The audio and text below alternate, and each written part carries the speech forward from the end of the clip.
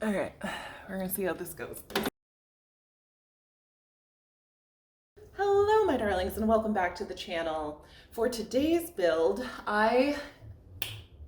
so how do I start this?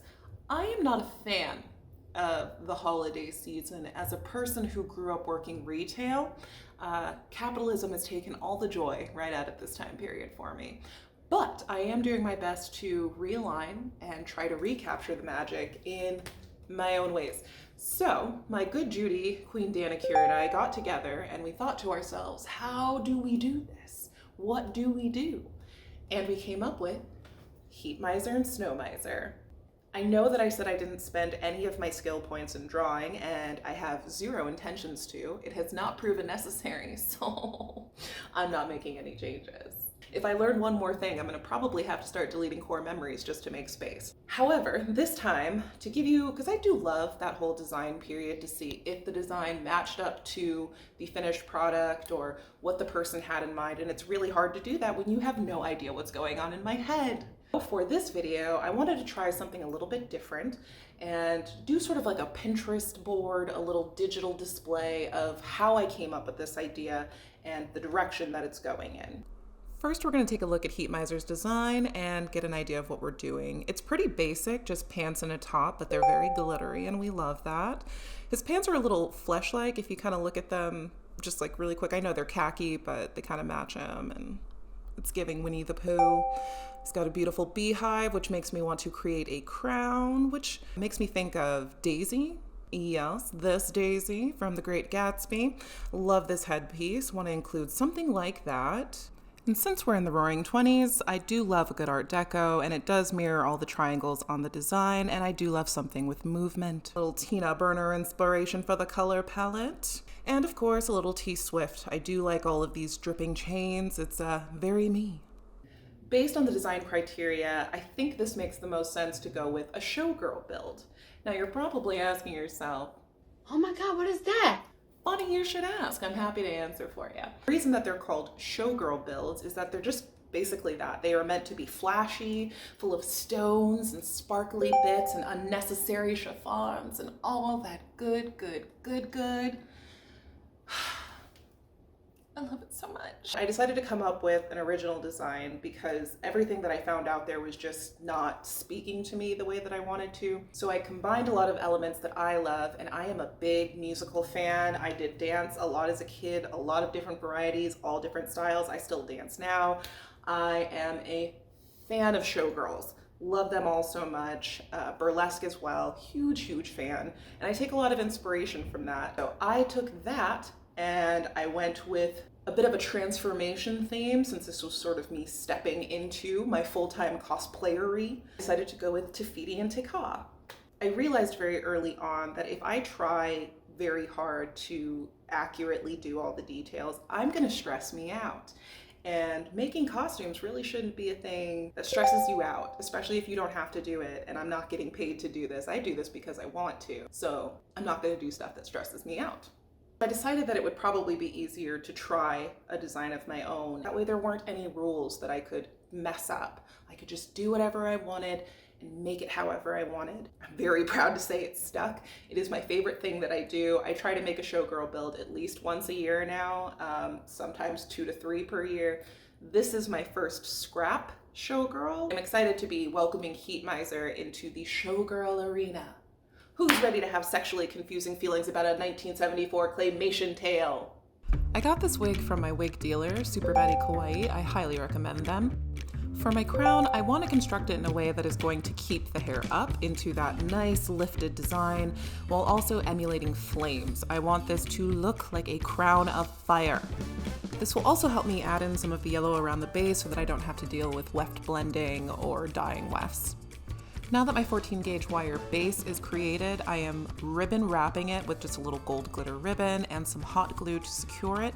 Feel free to use as much as you want here. This is just going to give us a nice good base so that it doesn't look like wires. This will also give it a little added strength and ensure that the double or triple loops, I can't remember how many, act as one piece. Now that the base is wrapped, I'm going to work on each of the flame spikes. I add a little bit of hot glue to the end of the ribbon and then make sure I enclose it around the top, pinching it with my fingers. I use my other hand to pull tightly against the gold ribbon and wind that down the base of the spike. When you're feeling the tip is a little more secured, you can start to apply hot glue down the length of the wire and then wrap the ribbon. That makes it a little bit more easy.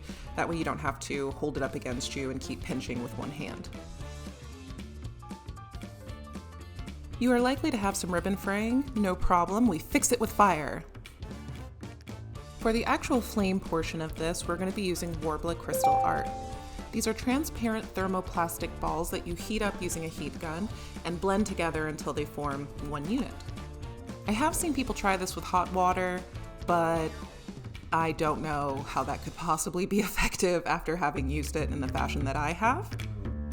You're watching me fail at coloring this in. I thought that I might be able to just Sharpie it into this and then blend the whole thing until the color became consistent. I was incorrect. Ensuring my rolling pin is well moisturized, I am just flattening this a bit, making sure all of the pellets are blended, and flattening it so that way I can shape them against the spikes. I'm going to take little pieces and just make sure that they line up, use my scissors to cut in little designs, and then I'm going to pull and stretch those as I heat it up and attach it around the spike. Now, you do have to have a little bit of heat resistance. I've got +10 to mine. To work with the crystal art, it can get very hot on your fingers. They do make rubber thimbles that you can use to protect your fingers a little bit more, but it might be a little too intense for you. You can try Worbla Transpa Art, which comes out in flat sheets, but just depends on your needs. Breaking out my handy dandy Sharpie once more to color on top of the crystal art. That will ensure it gets the color while still leaving a bit of the opacity or the transparency, so that way you can still see through it, catch light through it, and really give that element of fire.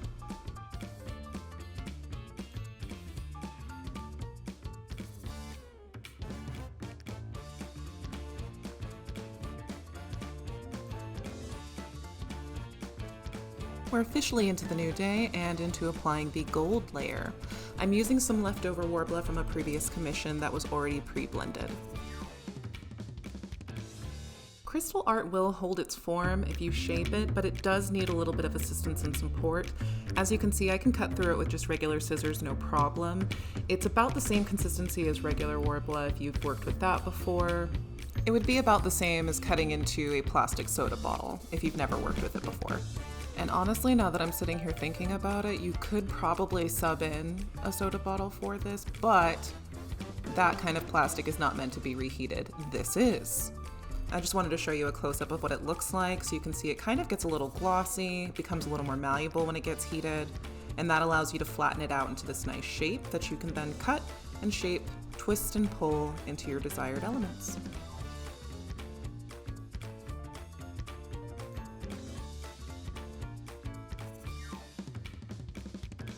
And with that, our flame crown is complete. Ooh, ah. Now it's time to move on to the dress. Let's talk fabric. First up, we've got about 1.5 yards of this red chiffon that I have left over from my build of Ifrit earlier this year. I also have about 1 yard left of this stretch jersey that I'm going to be using for the underlayer. Because I'm only working in scraps and I have so little to work with, we are going to be making a very skimpy dress. Off camera, I cut a few triangular shapes, just really long acute triangles for the front and back panel. Now I'm just trimming them up and preparing the edges so that way I can heat seal those. I'll be using the cast off edges as just additional flowy fabric. I'm sewing those on by hand to the edges of the back panel, and I did the same for the front panel.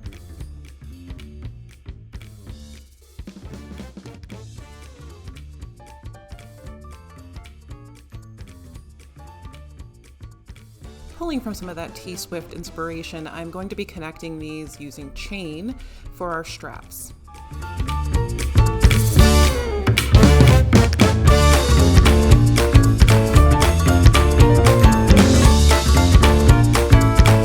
This is where we are for day 2. I am madly in love. Madly in love. She's very scandalous right now. I know. But no worries. We are going to keep layering on. And then once the layers are all on there, then we will add more chains to make this a little more put together and sitting right. And then we'll address the undergarment. Off camera, I did a little experimenting with some tacky glue, water, and gold pigment to give us some sparkly fabric. Fun fact, the alchemic symbol for fire is a triangle, and that is the name of the game for the fringe that I'm going to be creating for this dress out of chiffon triangles. I'm pinning them on to get an idea of where I want to lay them out so that I can create a little bit of motion similar to the fringe on a flapper dress.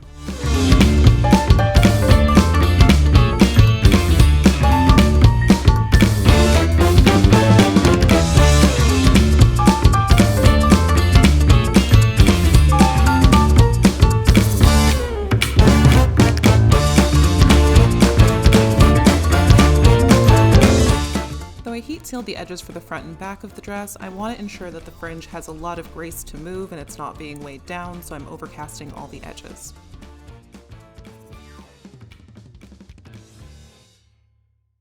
Following the design I laid out previously, I am hand sewing all of the fringe bits to the dress.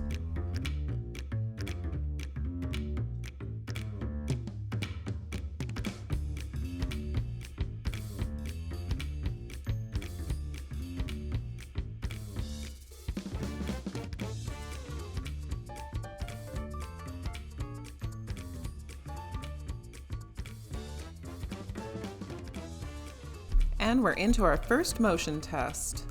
I'm looking, I'm liking, we're giving a little shake.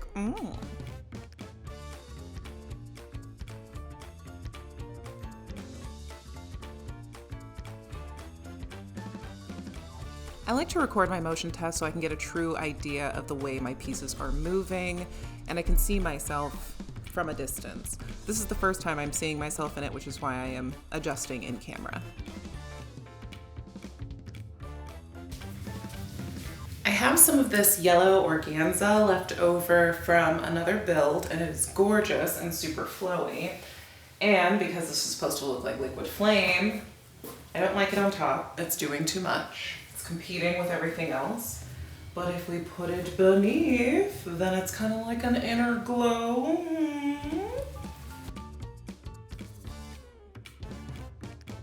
An inner glow indeed, my friend. I am very happy with my choices.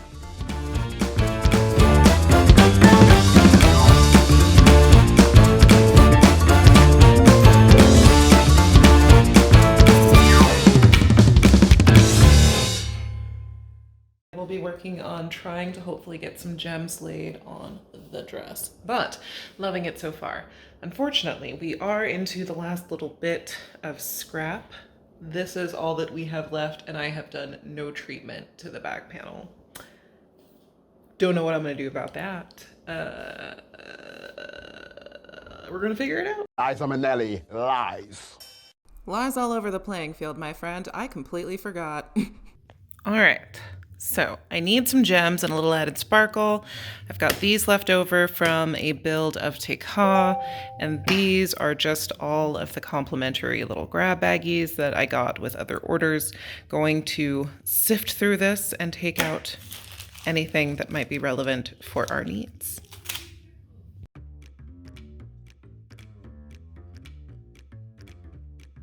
Laying down some plastic wrap to ensure I don't glue the dress to the table.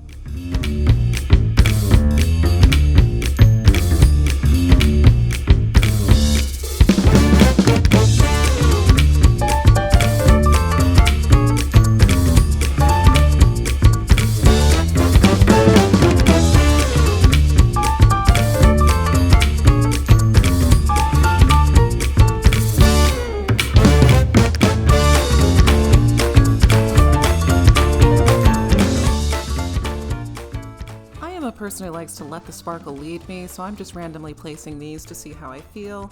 Ultimately, I end up scrapping this and going with more of a chevron pattern. Here I am trying to pick them up with my little jewel collector and add a little bit of glue, and it is going progressively worse and worse, so I'm going to switch methods in just a few minutes. I laid out a pattern and created a bit of a gradient using the 3 gem stones, and now I've just applied a little bit of chapstick to my finger, and I'm using that to pick up the gems just by touching them. And I'm using a wooden dowel, which is a little toothpick, that I am dipping into a pot of gem tack and then adding drops of that glue directly onto the fabric and then using my finger to push the gem back down. This method worked amazingly. I was able to move through this so much more quickly, and it made sure that all of the gems were secured properly to the fabric. I intend to move a lot in this, so I need to make sure nothing is going to fly off.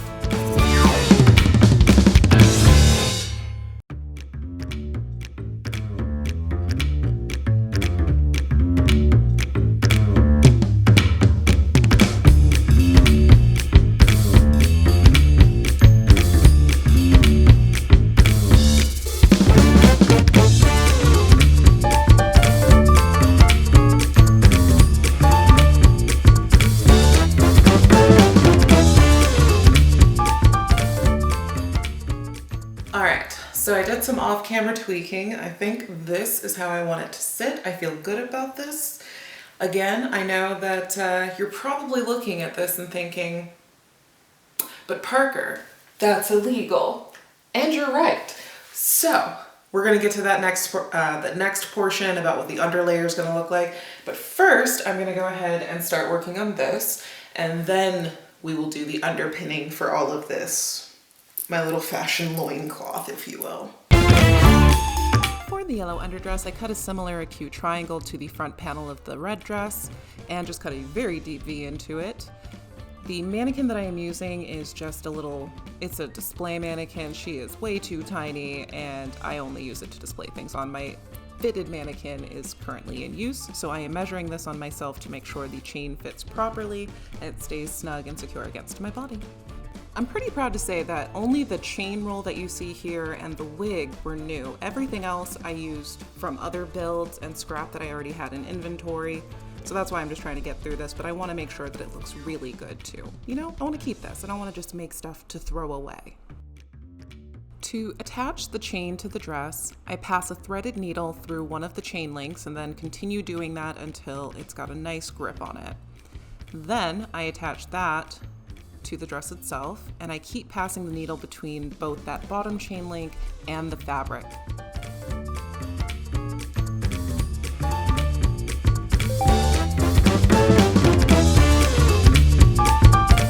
And now it's time to dye the underdress. I am using Chocolate Brown by Rint Dye in synthetic. I should mention I'm pretty terrible at dyeing fabrics, so this came out terribly. It's not good, not good. But she's on a deadline, so onward we press.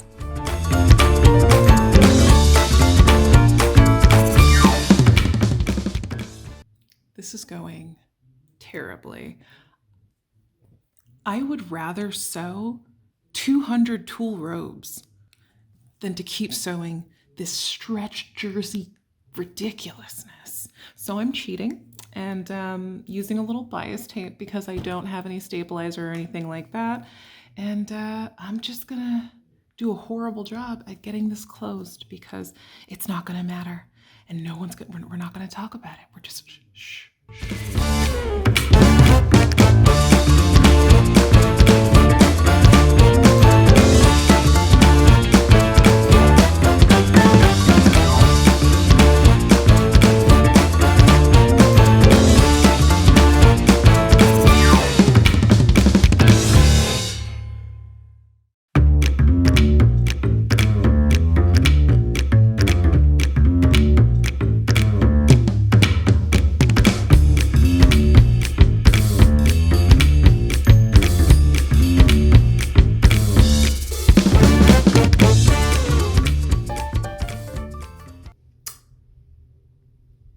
It's not awesome, but the focus is not going to be here, and if it is, then I didn't do my job very well. I'm Mr. Green Christmas, I'm Mr. Sun, I'm Mr. Heat Blister, I'm Mr. 101. They call me Heat Miser, whatever I touch starts much.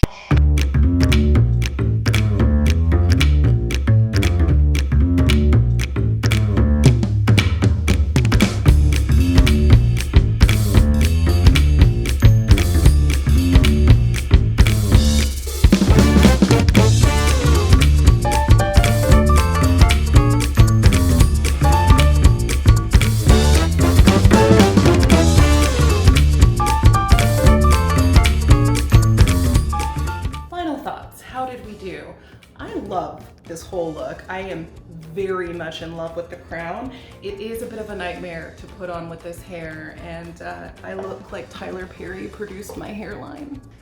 As for the dress itself, love, love, love, love, love. The underdress is a complete disaster, and I will be redoing that.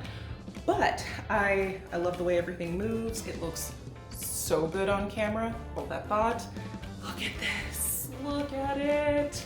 I had so much fun editing this set. It's just so beautiful. I think it captures flame and motion so well.